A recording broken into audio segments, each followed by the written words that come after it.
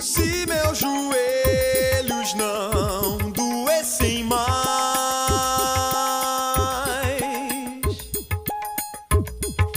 diante de um bom motivo que me traga fé,